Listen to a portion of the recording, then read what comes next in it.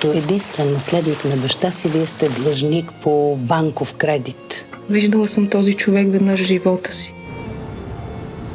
Това е Алекс. Наглежда апартамента, откакто Оги почина. Здравейте. Не ви съветвам да виждате тялото. Нямам такова намерение.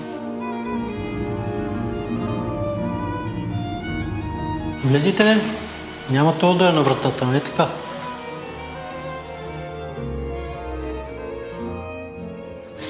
И да ме помниш добро.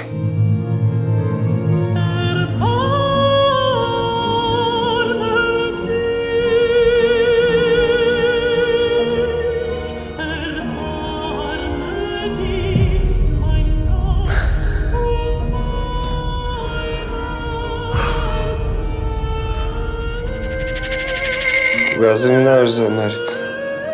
Очевидно не сега.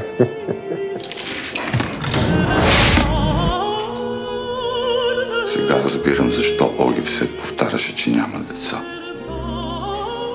Не се тревожете, аз почти не си усещам тялото.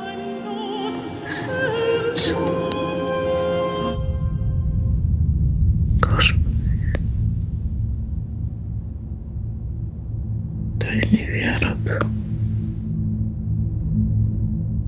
Същия ни хляб.